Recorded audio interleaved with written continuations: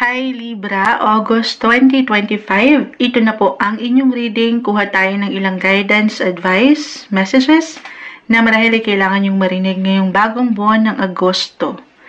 Anong kailangan guidance, message ang marinig ng mga Libra ngayon para sa taong pwedeng makapakinig nito? Libra, August 2025, guidance for you. Message po. Energy check tayo. Anong parating, anong ganap, anong guidance, advice ang kailangan marinig ng isang Libra ngayon para sa bagong buwan. May umaangat na dito. Hindi natin pipigilan. Guidance, Libra, August 2025. Message for you, Libra.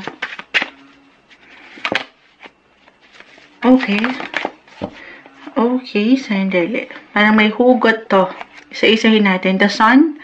Best one is in reverse. Ayusin lang natin yung baraha dito. Tayo po ay live na live sa ating Read Up. Wow, Read Up. Yes. Kasi nag-upload na tayo sa Black Up. Bawal ata ma-mention. Pero, Page of Pentacles Manifestation Card, guys. Samahan ng dasal. Hold your vision. Kung ano man yung nakikita nyo kayo.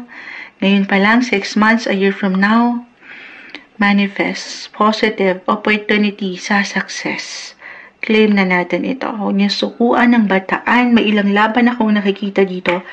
The 5 of Wands na inyong malalagpasan.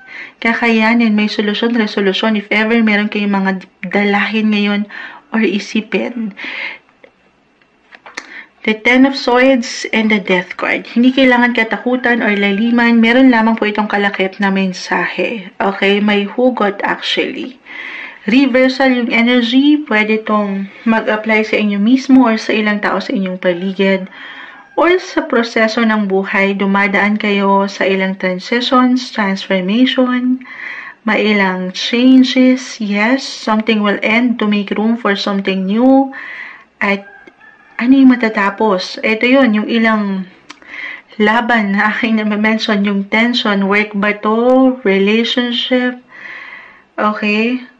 Maybe a sign para sa ilan. Tayo po ay general reading, Libra, just only take what resonate. Para sa ilan na medyo naninimbang or nagkakaroon na ng ilang imbalances sa relasyon, posisyon, dito na pagtatanong. Maybe this is a sign for some of you to move on, move forward, something new. Meron ako nakikita, meron bang, sabi ko nga, may pag-move, meron bang maglilipat, may pupuntahan kayo, ayan. May mga changes, guys. Positive possibilities, opportunities for a new beginnings, new chapter, Page of Pentacles ng inyong buhay. Yes po, hindi kailangan katakutan or laliman yun. Okay, meron lamang yung kalakip na mensahe. Lalo pa if this is something na in a way pinlano nyo na or matagal nyo nang nilulook forward. New chapter na kung saan mas masaya. Mas andito yung enerhiya. Mapapangat nyo yung social side nyo at aalis dito sa ilang nakakapagpabigat or nag-iiwan ng tension. New beginnings, guys. Para may fresh starts or merong renewal, may marirenew sa trabaho, work man, or pagdating sa mga personal, adhikain nyo, relasyon. Andito po ang enerhiya sa inyo, guys. Yes, energy. Speaking of energy, si Mars, the planet of energy, kung di ako nagkakamali, will enter your sign this month. Oo. Ito na nga. The Sun. So, andito, buong-buo na yung enerhiya. Mars, the planet of action. Energy. Hindi kayo makukulangan. Pero, syempre, tayo ay tao lang. Napapagod din. Baka naman, super push kung push, lover kung lover na ang ganda. Pero, papakiramdaman din ng sarili, ha? Bigyan mo rin ng limitasyon ang yung paggalaw dyan, napapagod din tayo. Kasi inspired din nakikita ko rito para sa mga pagbabago, na baka hindi nyo masyado nang mapakiramdaman ang inyong mga sarili. Hindi po isang medical advisor si Moonchild.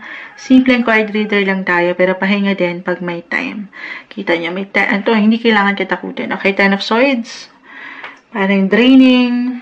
Medyo painful ang ilang situation. Pero dahil nga dito yung energy, inspired kayo to take action sa relationship, sa inyong posesyon, baka yung kayo naman, makalimutan nyo.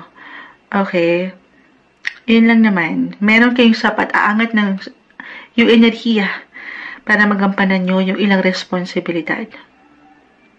Okay, gusto kong mag-add kasi parang meron ako ng kulang. Ayan. Ba't ayun, nagtatanong? 8 of Pentacles pa rin talaga, work-wise or sa ilang wino-workout nyo, relationship, partnership, celebration, meron akong nakikita. Relationship-wise, ang lawak nito, family, personal, or pagdating sa ilang social groups nyo, social circle, bilang yan po yung mag-highlight ngayong buwan.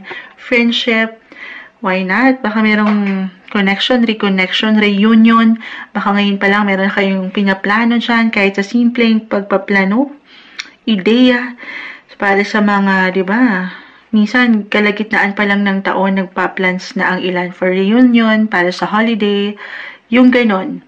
May kamustahan, highs and hellos, kahit ganun lang, over the net akong nakikita. At ito, angat yung fun, yung enjoyment, yung pagiging sociable nyo. Mula dito sa ilang pagkaseryoso, sa aking nakikita, along with your other cards, the sun. Paangatin yung enerhiya na parang kayong bata. Hindi sa magiging immature kayo, okay? Pero, deserve nyo rin ang mag-enjoy. Okay? Medyo may ilang bigat akong nakikita kasi syempre hindi madali yung minsan hindi tayo agad-agad nakaka-adapt doon sa pagbabago.